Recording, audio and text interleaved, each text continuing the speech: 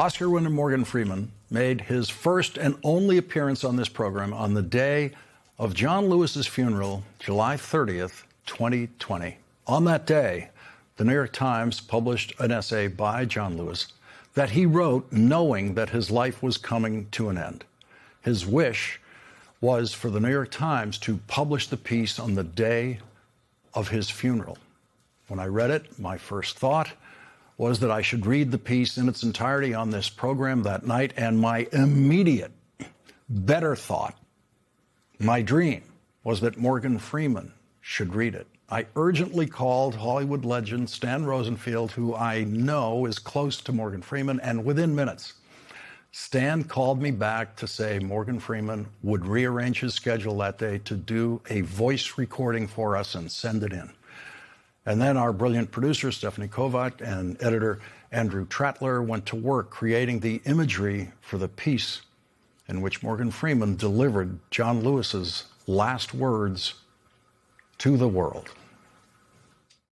Though I may not be here with you, I urge you to answer the highest calling of your heart and stand up for what you truly believe.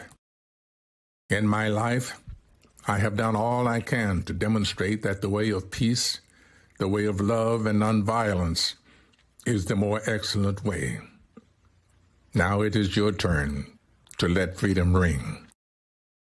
When historians pick up their pens to write the story of the 21st century, let them say that it was your generation who laid down the heavy burdens of hate at last, and that peace finally triumphed over violence, aggression, and war.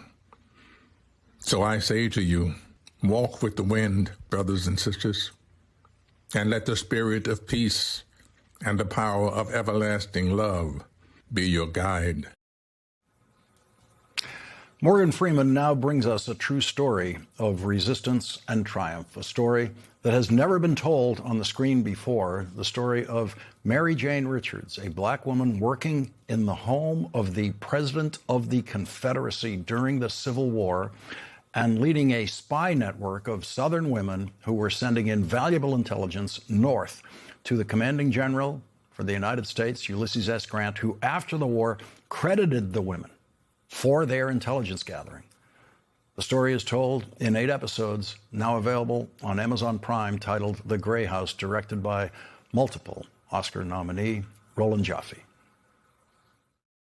We're formulating a new plan. Act fast. I've noted troop placements, battle positions, and supply routes. Mary Jane! Yes, sir. I was coming.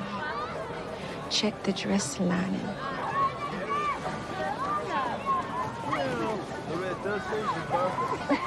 Heaven help us. If they reconcile, Rhett will move back in with us. We cannot allow that snoop back in our house. No, we may have no choice. Oh.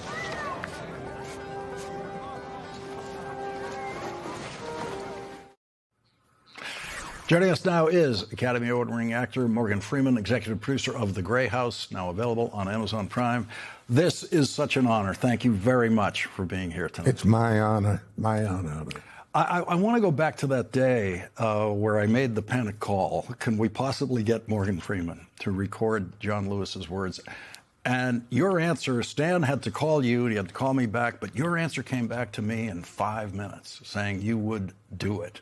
I get to thank you in person for the first time for that. What was that day like for you, to suddenly get a request like that and to be thrown into the middle of that? I don't know. Like I suppose everybody, I had this real high feeling for John and what he stood for. So to be asked to read his last words to the world, it's an honor. I mean, I can't say any more than that. It's an honor to be asked to do something like that. We're going to put out the full 5-minute version on social media for people to take in again. But those words are as important today as they were when he wrote them. They really are eternal words that he wrote. A bit more. Yeah. A little bit more important, I think. Yeah.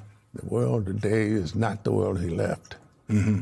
So it's an important message that he left. It should be posted somewhere so we can remind ourselves of it time to time. With all your life experience, and to say that the world he left is a different world from where we are now, how would you describe where we are now?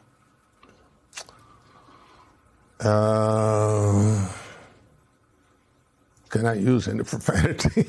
You can say whatever you want. Well, we have somebody sitting in the White House who's leading us down a shithole. I can't personally understand how a convicted felon, 34 felonious, is that word? Counts of wrongdoing, gets to be president. How do you do that? I mean, you say, well, he was camped. I don't care.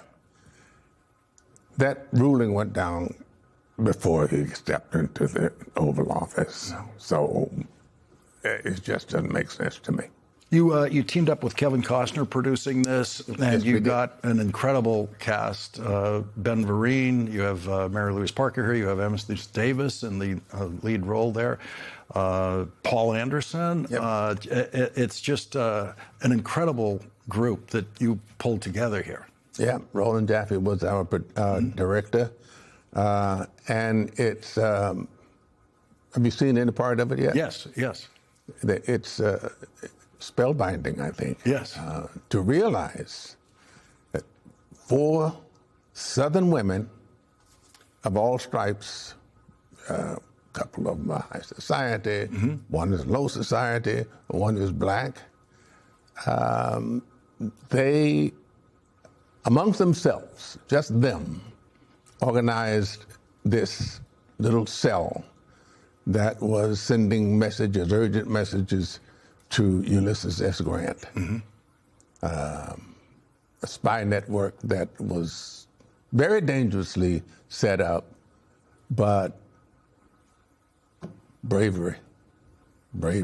This was a stop along the Underground Railroad, and they just switched what they were doing there and started messaging